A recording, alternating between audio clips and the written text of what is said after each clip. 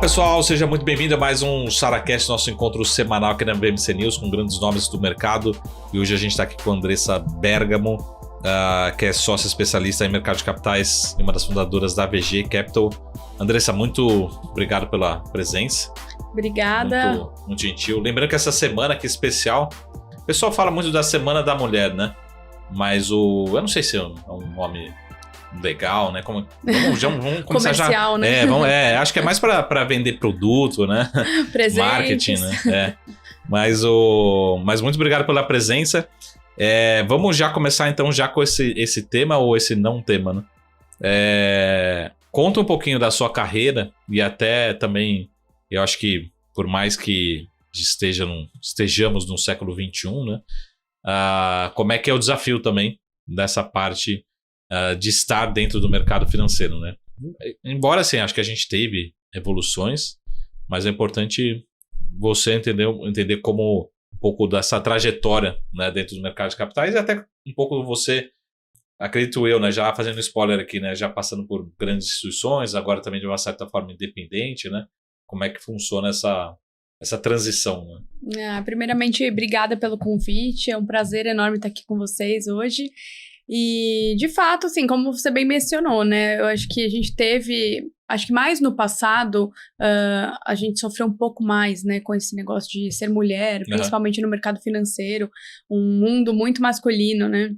Mas desde o início lá onde eu trabalhei num grande banco um banco comercial, um dos maiores do Brasil, eu estava lá dentro de uma equipe inserida, onde a gente tinha muitos eventos, enfim, para cliente, e eu, sim, sempre me olhava lá naquele mundo e falava, gente, quanto homem, né, e não tem quase nada de mulher. Eu era uma grande minoria naquele momento. Você trabalhava onde? Eu trabalhava no Bradesco Private, né. Mas era comercial também? Comercial, sim. Atendendo cliente? Sim, sempre atendimento ao cliente. Imagina quando você passava na mesa lá de operações, né? Então, era de fato, e até perante os clientes mesmo, sabe? Assim, houve uma grande dificuldade nesse movimento, porque, querendo ou não, pensa, a hora que eu entrei no banco, eu fui assumir uma carteira que era gerenciada por um senhor de 65 anos. Ele saiu para se aposentar e entrou a Andressa lá com seus 20 e tantos anos. Sempre tive uma cara de mais nova, então, assim, isso foi um impacto muito grande para mim, né? Ser mulher, cara de novinha. Então, assim, somos dois nessa chega na televisão e fala assim, mas esse aí que vai dar entrevista, né? Exato. Então, assim, você que vai me atender? Que se provar a todo momento, né? Tem que mostrar o que você sabe, o que você estudou, enfim, para estar naquele lugar.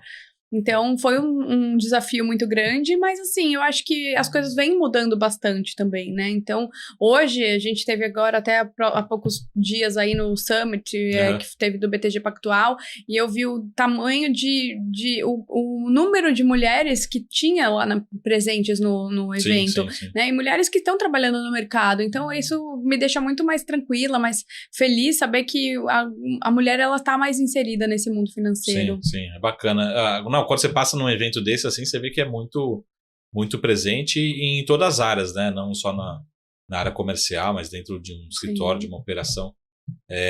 Quem nos atende, vou te dar um exemplo, quem nos atende dentro de uma corretora que a gente chama de às vezes RM, né? Enfim, acho que tem todas as vagas. É lógico que, minha opinião, né? Aí eu posso estar sendo bem radical aqui.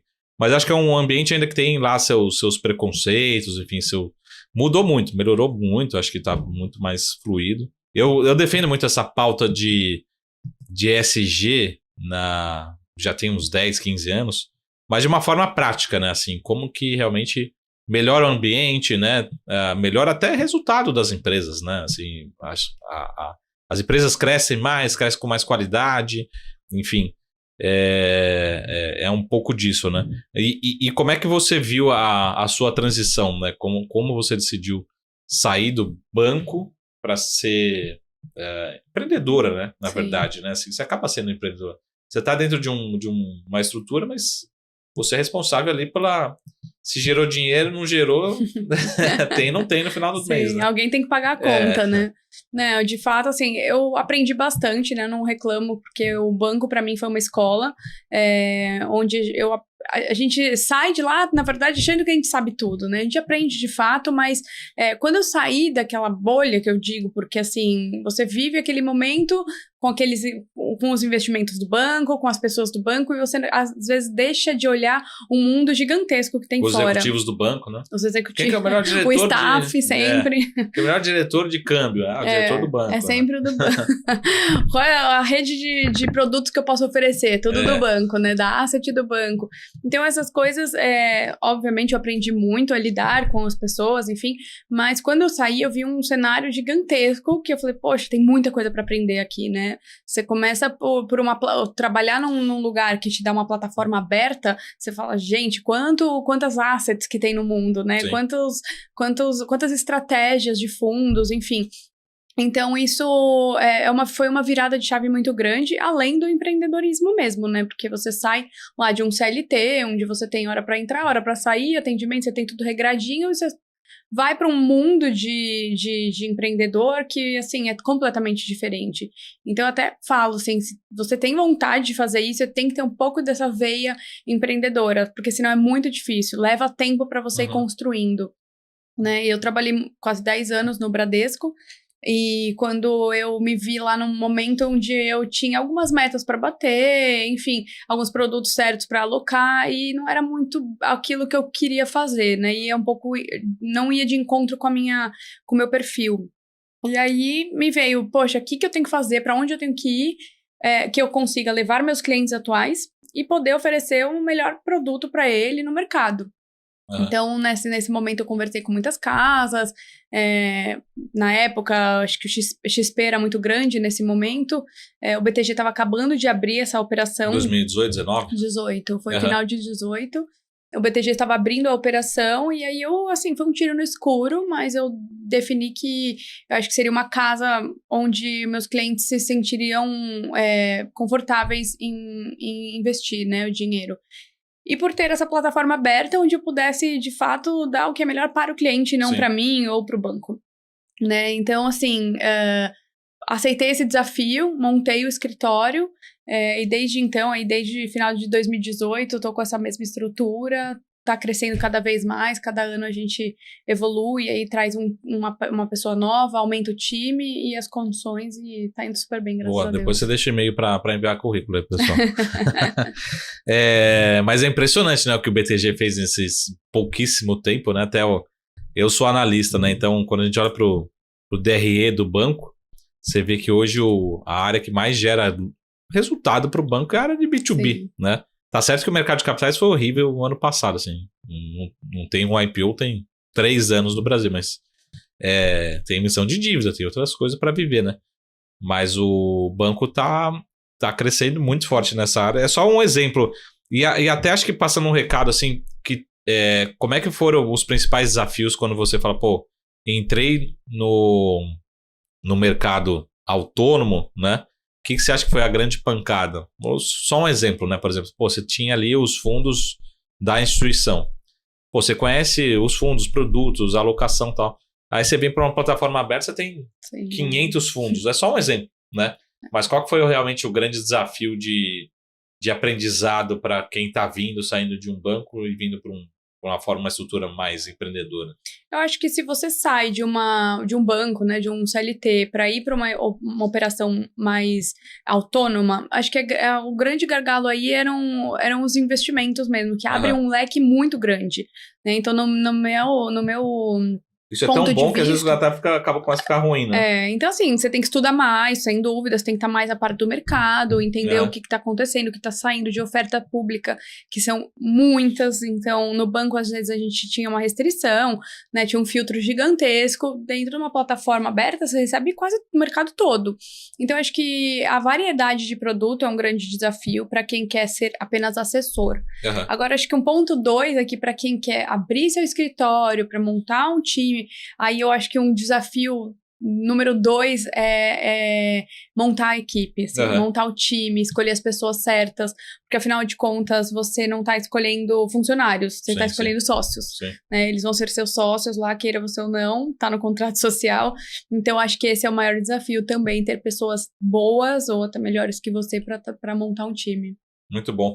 Deixa eu só, antes de falar assim, mais do pessoal, no sentido de... A minha provocação é, será que já falando do Bradesco, né? Mas o Bradesco está passando esse turbilhão nesse momento, né? De mudança de executivo, enfim. E a gente vê alguns bancos, a gente vê esse processo liderado por XP e BTG, né? De assessoria. Mas a gente vê alguns bancos começando a se movimentar. Então, por exemplo, o Safra acabou de fazer uma aquisição da Guide. Sim. O Itaú construiu um modelo, talvez vindo para esse modelo.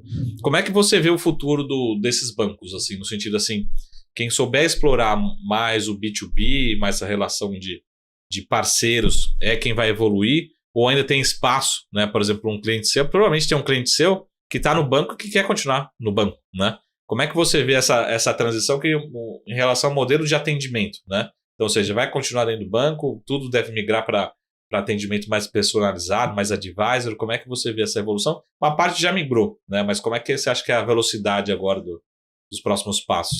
Eu acho que tem espaço para tudo e para todos, né? Mas, sem dúvida, o caminho está dado. Né? Essa rede de assessoria, ele tem dado muito certo. A gente vê aí, como você bem mencionou, o resultado do BTG. Foi totalmente o foco no B2B. Então, eu acho que o crescimento está na mão dessas pessoas, porque o relacionamento num banco, principalmente de investimento, quando a gente fala de private banking, é com o assessor, né? Então, é o relacionamento cliente-assessor ou banker. Então, para onde ele estiver, o cliente provavelmente vai junto, porque ele quer um bom atendimento, ele não quer ser mais um número dentro do banco. E o que a gente vê muito nos bancos é isso, o cliente ser tratado como mais um. Então, eu acho que aonde ele vê o cliente entender que ele tem espaço para ser melhor tratado, seja dentro de um banco, ou seja no multifamily office, os bancos têm sim levado, acho que mais em consideração isso, dado que a XP, a BTG já tirou muito dinheiro dos bancos no passado. Acho que os bancos começaram tenho que me mover aqui, né? Então, sim. Como você me falou, o Itaú lançou o Ion, exato. O Safra lançou o Safra Invest. Então, são áreas que eles tendem a levar em consideração os assessores, né, autônomos. Eu acho que quem tiver esse modelo um pouco mais autônomo de fato, vai levar vantagem nesse sentido.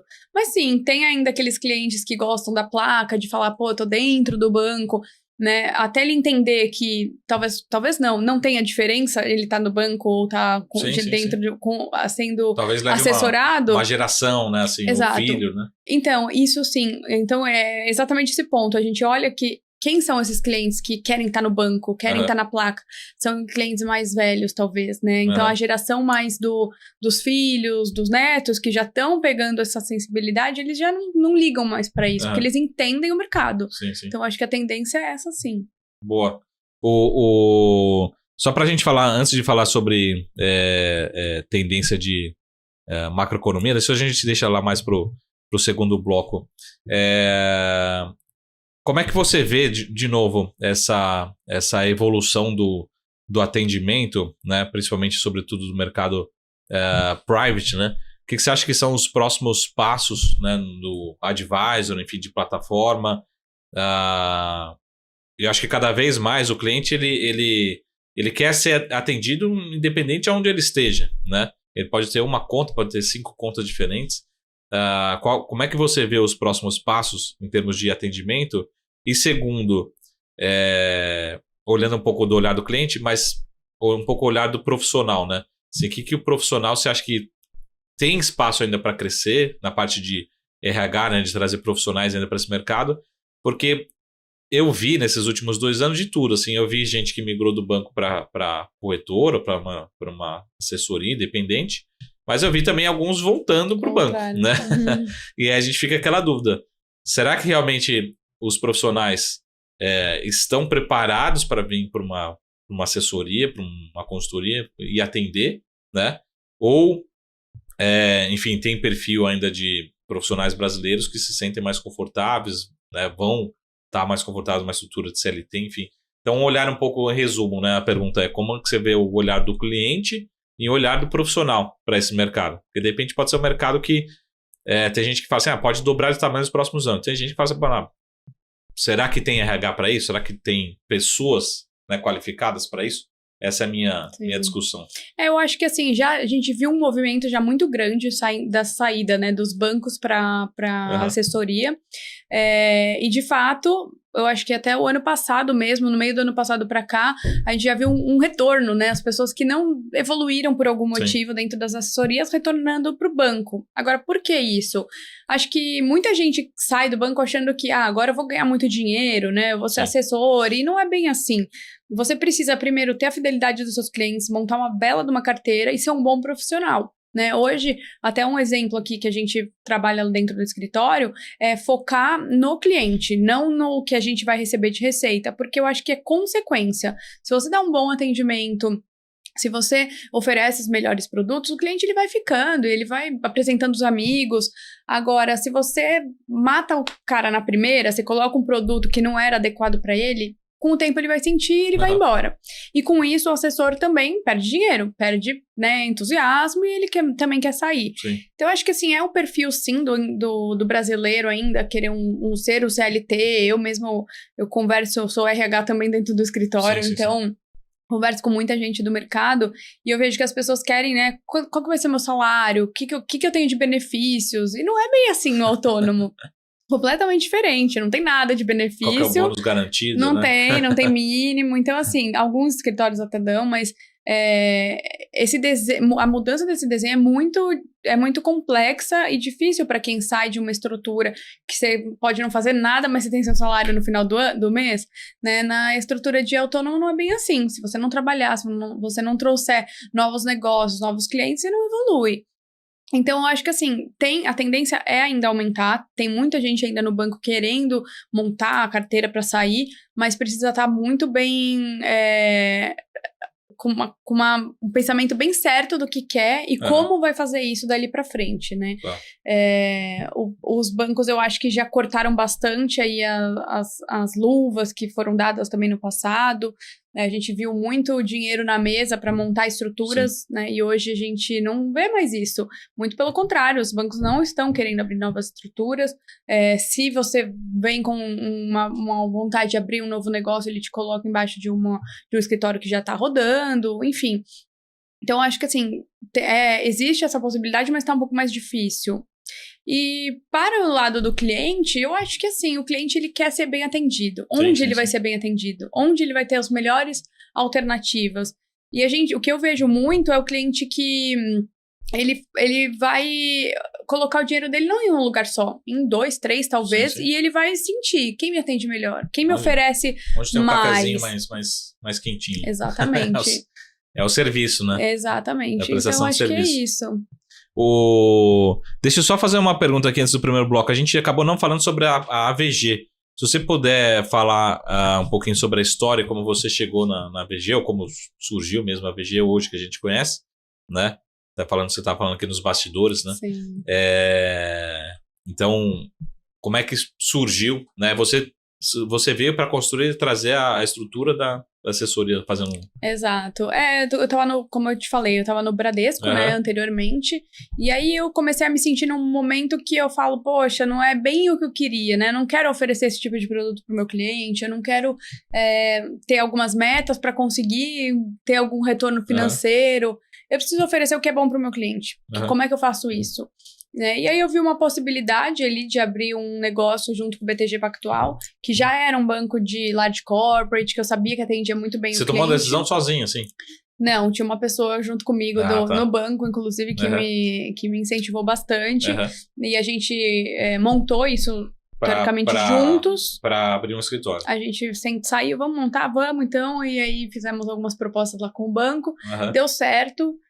Hoje ele não tá mais comigo, mas assim, continuei tocando. Depois de um tempo ainda trouxe mais 2 pessoas que trabalhavam comigo no Bradesco, né? Então assim, foi um momento que eu queria sair de um CLT, sair daquele dia a dia e falar, pô, vou empreender, vou montar minha lojinha, vou colocar as minhas regras, porque querendo ou não, as minhas regras no sentido de eu não quero ter viés nenhum para o meu cliente, né? Então eu não preciso bater meta nenhuma para ganhar dinheiro, vou fazer o que é bom para ele. E aí foi quando veio essa opção aí, oportunidade de abrir junto com o BTG. Nós somos um dos primeiros escritórios no banco, estamos com eles até hoje. E a VG veio do nome de Avantgarde, que era uma gestora que trabalhava junto com a gente. Hoje a gente ainda tem uma parceria, mas não está no mesmo grupo. Mas não tem sociedade? Não tem sociedade mais, já teve. Mas a gente gosta bastante ainda. Inclusive é uma asset aí que a gente recomenda para os clientes, uma asset mais de quantitativa, né? Sim. Enfim, então é isso. E aí estamos nessa tocada aí até agora com a VG. Muito bom. Pô, Andressa, muito, muito obrigado pela aula. A gente vai fazer aqui um rápido intervalo. Depois a gente volta para falar um pouquinho sobre cenário, macro, alocação. 2023 foi bem desafiador, né? Sim. Eu brinco que o 2023 foi definido em 2 meses, né? Novembro e dezembro. Então, quem estava fora da bolsa, né, perdeu dinheiro, ficou de fora, né? Curva fechou, tudo aconteceu em 40 dias, né? E 2024 tá sendo um pouco isso também, né? Mas daqui a pouquinho a gente volta. Vamos fazer um rápido intervalo para a gente continuar o papo aqui com a Andressa Bergamo, que é especialista em mercado de capitais da VG Capital. Rapidinho, até mais. Tchau!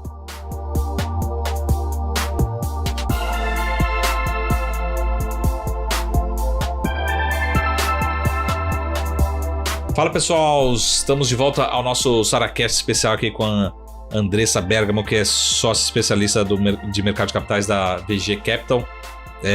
Andressa, o que eu queria falar primeiro em relação a...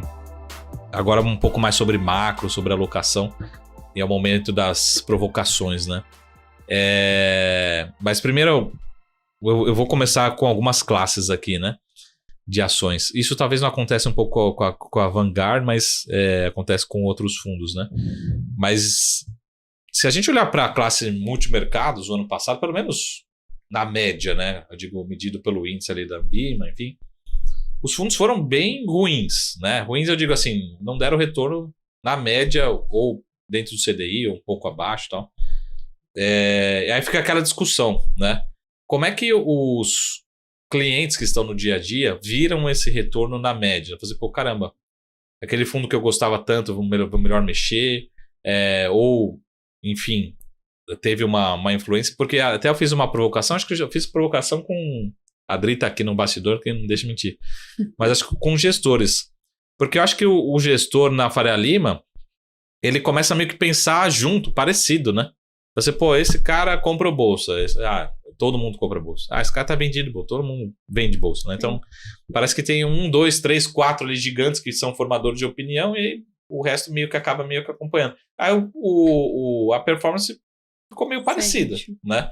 Como é que você viu isso? Como é que os clientes viram isso dentro de uma alocação? Acho que principalmente na classe de multimercados e bem característico em 2023, né? Não necessariamente que isso há 10 anos que acontece, né? Mas 2023 ficou muito, muito claro isso, né?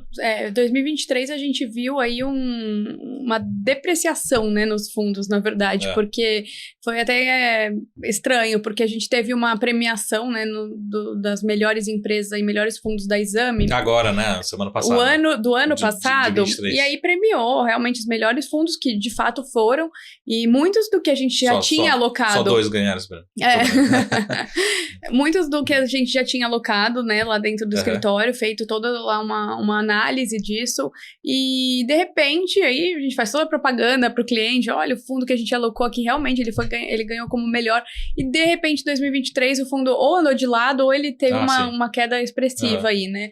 Então, assim, foi difícil pra gente, obviamente pro cliente também, mas eu acho que, assim, o cliente que entende um pouco de mercado ou que ele confia no assessor ele manteve alguma posição, pelo menos nesses fundos, a tendência agora, porque é o seguinte, com taxa de juros mais alta, foi difícil o fundo conseguir superar, né, o que o CDI estava dando. Sim.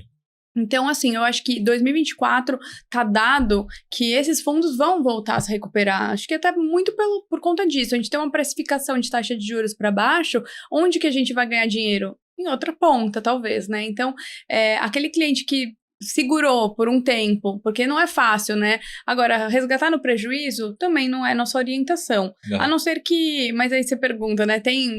Como que o cliente se sentiu? Teve um cliente que, obviamente, ele fala, não quero suportar mais esse prejuízo, quero resgatar. Resgatou com um prejuízo parcial, mas eu acho que não é o ideal, né? O certo seria a gente talvez segurar um pouco mais tempo, até porque os fundos ainda também estão na alíquota de imposto regressivo, então quanto mais tempo a gente ficar, a gente paga menos imposto sobre o rendimento. Então, assim, aqueles que se mantiveram nesses produtos e vão esperar aí um pouco dessa retomada que a gente acredita em 2024, vão se dar bem. Mas olhando assim para Ambima, por exemplo, ou seja, a gente viu resgate em todo mundo, né? Assim, multimercado teve resgate, ações teve resgate. Você vê esse movimento ainda nesse começo de 2024, ou seja, reduzindo multimercado, ações e indo... Não sei para onde está indo. Talvez para renda fixa, né? Não mais. Eu acho que, assim, enquanto a gente tinha uma taxa de juros mais alta, o cliente conseguindo adquirir lá o seu 1% ao mês, né? A gente tinha esse movimento para renda fixa.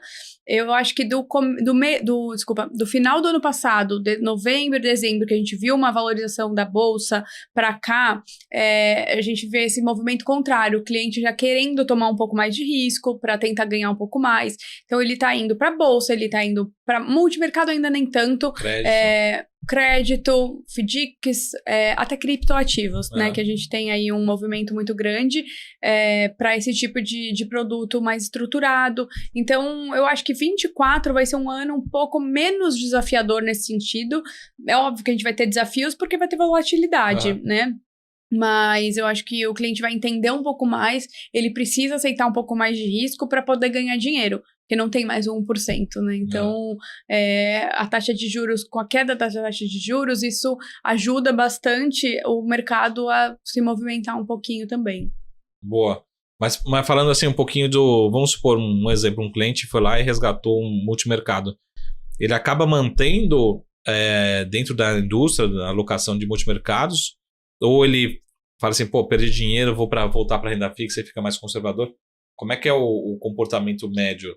Não, se ele saiu de multimercado é porque ele não aguenta aquele risco, né? Então, aí a gente já identifica que tava tomando muito risco, se ele não aceita o risco, não aceita ter essa volatilidade no meio do caminho, a ideia é mudar para algo mais conservador mesmo, que ele não tenha prejuízos, seja lá um CDB, uma LCA, uma LCI, hoje em dia pagando um pouco menos, sim, mas ele pelo menos tem um portfólio mais conservador. Imagina ações, né? E falando disso, você é responsável pela área de mercado de capitais, é isso? Na verdade, hoje eu faço de tudo um pouco, né? Então, eu sou sócia fundadora do escritório. A gente eu contrato gente nova, eu cuido de todo o jurídico, de compliance, de toda a parte operacional, administrativa do escritório. Então, mas também tenho minha carteira de clientes, então a gente faz um pouquinho de tudo. Tem uma pessoa que toca mais a área de produtos dentro do escritório, mas também tudo passa num filtro pelo comitê do qual eu participo, para a gente entender assim, se o risco vale a pena, se a taxa tá boa. Então, é tudo mediado lá por mim também. Boa. E como é que tá seu ânimo, então, assim, em relação especificamente ao mercado de capitais, mas especificamente à bolsa, né? Você já vê o investidor já acelerando, como você fala assim, beleza, vamos tomar um pouco mais de risco, mas o quanto que é se tomar um pouco mais de risco?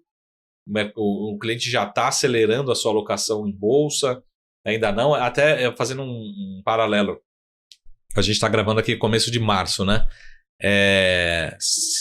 Se eu fizesse essa pergunta em dezembro, final do ano de 23, ou primeiros dias de 24, todo mundo ia falar que a gente ia ter 50 IPOs, né? 24 de novo. Se eu perguntasse pro Esteves lá, o Esteves ia falar que ia ter 80 IPOs. Até agora a gente não viu nenhum IPO, né? E a gente já está terminando a janela do primeiro TRI, que é uma janela importante, né? Mas como é que você vê essa alocação do investidor, sobretudo, vamos começar assim por alocação em renda variável Brasil, né? Será que existe esse apetite, né, para tomada de risco, ou ainda é muito cauteloso, né? Vamos aumentar a posição marginal? Eu acho que ainda está sendo aumentada parcialmente. os clientes estão colocando um pezinho lá, né? Então, assim, vamos tomar um pouco mais de risco, mas numa parcela pequena, por enquanto, né? Para ir sentindo o mercado. Então, eu acho que a tendência para 2024 é aumentar, sim, esse número, essa exposição. Infelizmente, a gente viu uma saída muito grande aí da Bolsa, principalmente dos estrangeiros, mas o brasileiro em si, ele está colocando um pouco mais o pé dentro da Bolsa brasileira. Então, eu acredito que esse ano, mais uma vez, aí, com essa queda da taxa de juros, a gente tenha uma maior alocação em Bolsa brasileira. Você falou dos IPOs, a gente também tinha essa percepção de que pudesse aumentar muito mais, mas eu acho que é uma tendência, sim, também, IPOs ou até as operações de crédito em si, né, vão voltando a tomar força com um mercado mais propício para isso, né, no quesito de taxa de juros, enfim. Então, isso é bom também, por um lado. O investidor conservador, ele reclama um pouco, né? Agora eu não tenho mais meu CDB, meu LCA. Exato. Mas, ao mesmo tempo, ele vai ter uma economia muito mais, rodando muito melhor, né? Então, ele consegue tomar aí uma linha de crédito, ter mais acessibilidade para isso. Boa. Até concatenando esse segundo bloco com o primeiro, você acha que é um cenário de juros mais baixos, né? Então, assim, a gente não tem aquele CDB atrativo, a gente não tem outras operações. Isso também ajuda a migrar tanto o profissional como também o cliente das estruturas de bancos para um advisor, para uma assessoria, procurando um serviço mais customizado, um pouquinho mais de risco, enfim.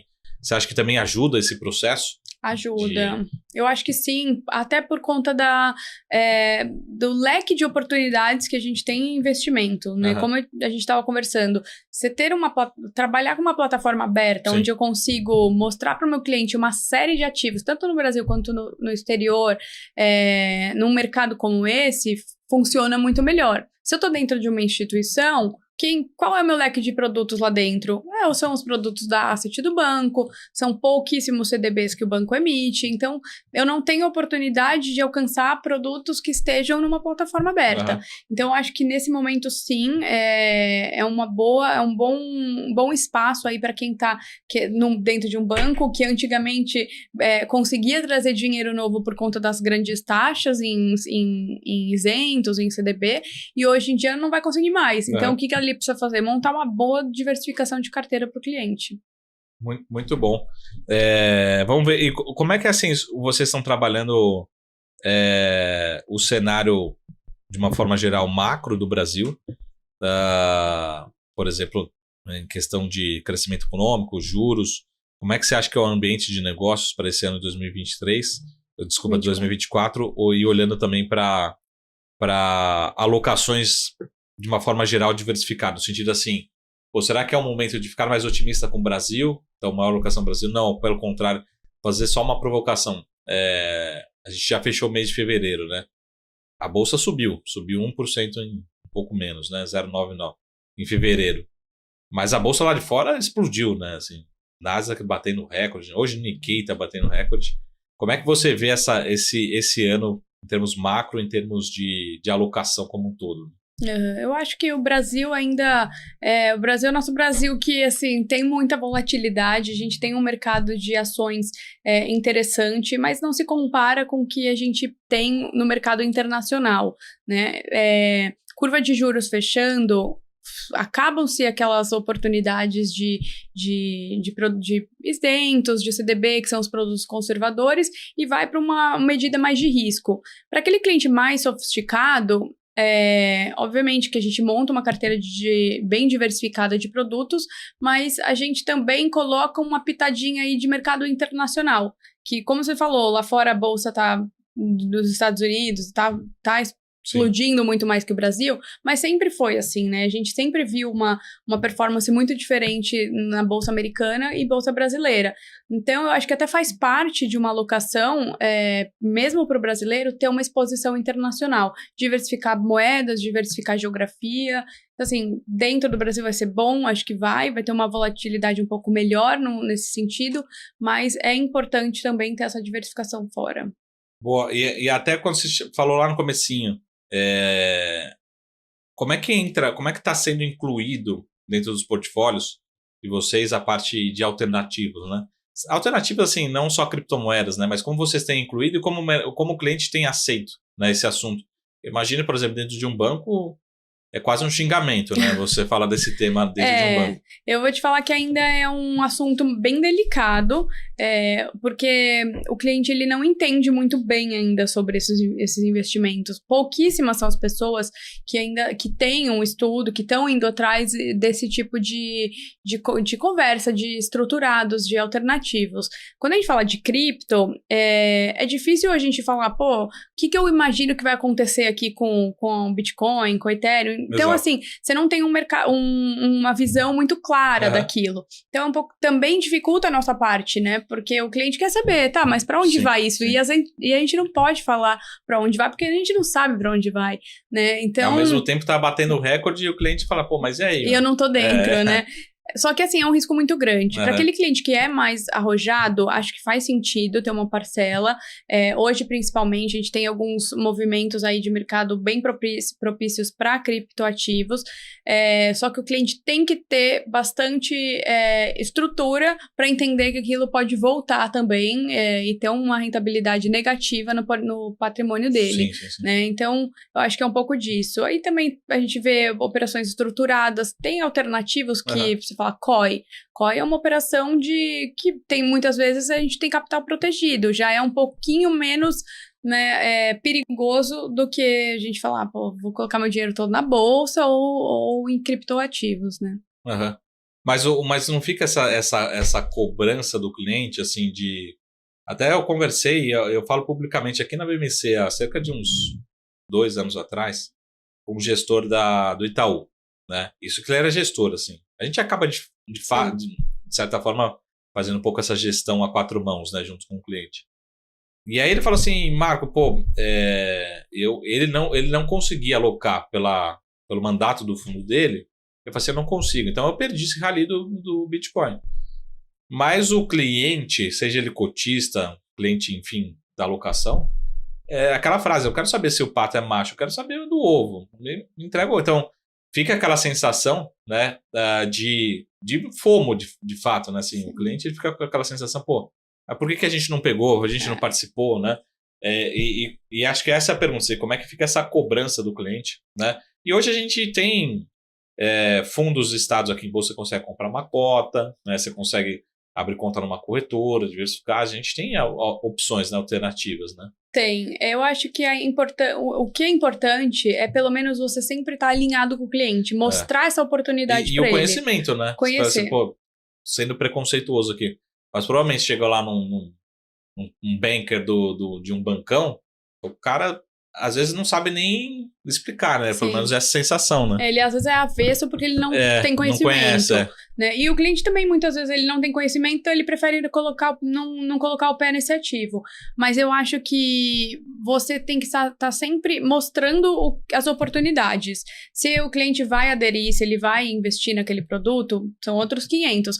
Mas o dia que, para não ter essa cobrança, né? Então, olha, poxa, teve um rally ali do Bitcoin e eu não tava dentro. Mas eu te ofereci, mas eu te mostrei que existia. E é claro, sempre ponderar lá, existe essa possibilidade, mas existem esses riscos envolvidos também, né? Então é muito importante deixar isso tudo bem claro, até porque hoje os bancos eles melhoraram muito essa parte de autorização de investimentos, então a autorização final é do cliente. Nós, como assessores, a gente não pode dar permissão nenhuma para investimento. Sim. Então, o que a gente tem que trazer? Informação, né? E o que a gente está estudando aí, vendo do mercado que pode ou não acontecer. E aí a decisão final fica aí na mão do cliente. Boa. Só para voltar a um assunto que você falou anteriormente, mas só para entender um pouquinho da dinâmica, assim. Como é que tem sido a diversificação do portfólio do cliente internacionalmente? Para a gente terminar esses últimos 10 minutinhos.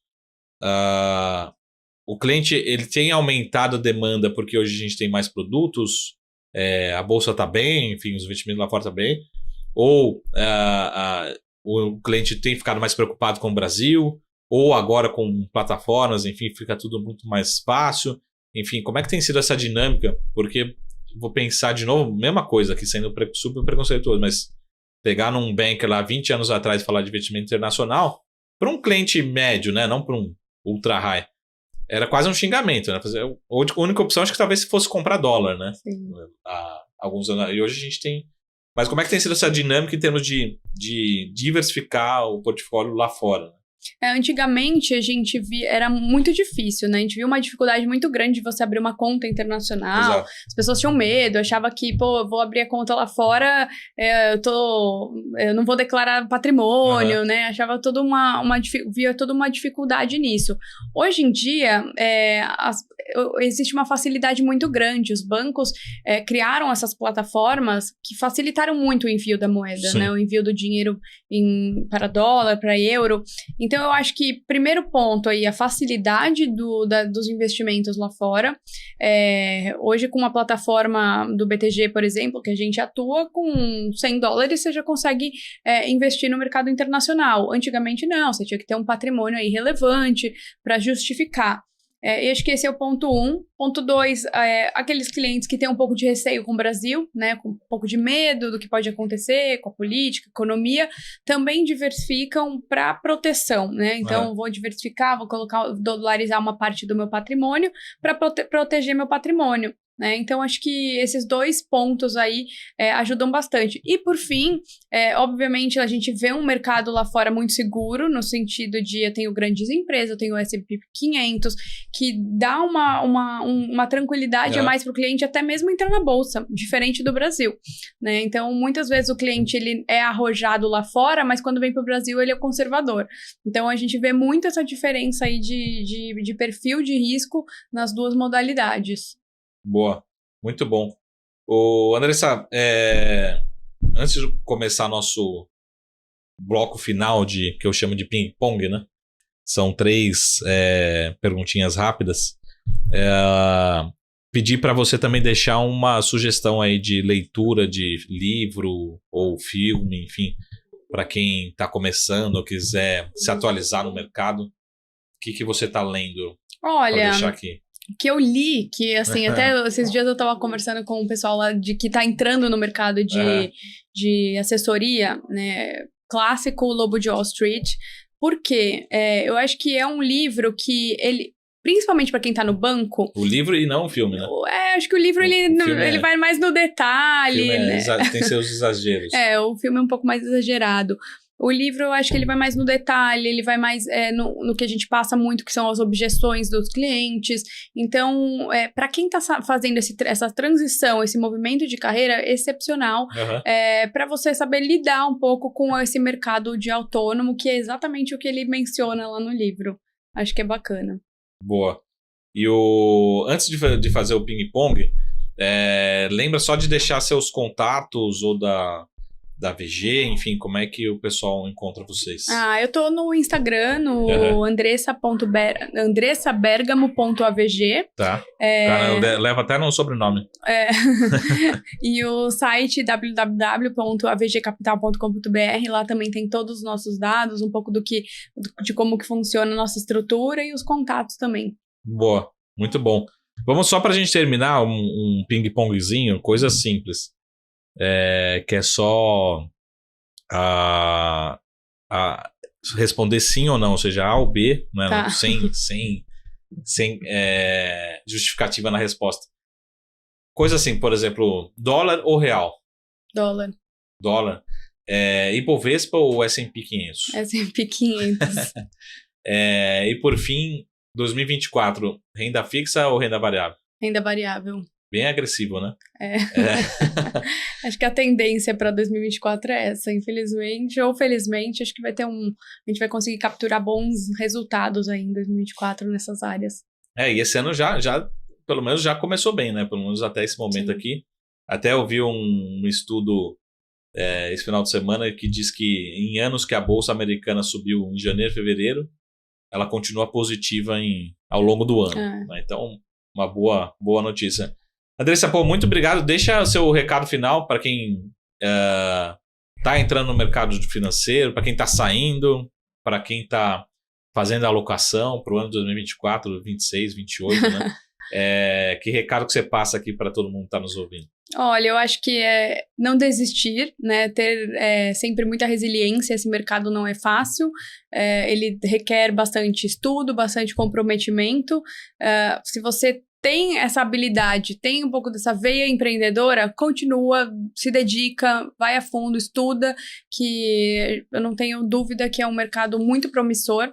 Esse ano vai ser um ano de bastante desafios também, porque, querendo ou não, com volatilidade a gente tem desafios, mas a gente tem que estudar bastante para capturar aí os melhores movimentos para o nosso cliente ganhar dinheiro e a gente também, consequentemente, fazer a nossa felicidade de todos. Deixa eu só fazer uma pergunta última em relação a RH, né? Vou passar um recado para quem está começando, enfim. O pessoal sempre pergunta assim, quando começar, no sentido de idade, experiência, como começar, né? E principalmente, assim, skills, né? Ou seja, o que eu preciso ter de habilidade para quem está começando no mercado financeiro, mas principalmente no mercado de assessoria, né, para a gente encerrar aqui. Eu acho que assim, idade eu não vejo muito problema, tá? Eu já vi gente muito nova saindo da faculdade, começando a montar carteira, tá com uma garra bastante... então, assim, se dedica full time para isso, eu acho que não tenha dúvida que vai brilhar. E também vi gente mais velha que saiu de bancos, que tinha já uma carteira montada. Obviamente que aqueles clientes aqueles assessores ou bankers que estão numa plataforma ou estão num banco e já têm uma rede de relacionamentos, é muito mais fácil, porque você já começa com meio caminho andado, né? Você já tem os clientes, sim. É só ir trabalhando isso. Mas para quem não tá, para quem ainda tá no banco e deseja fazer essa movimentação, tem espaço.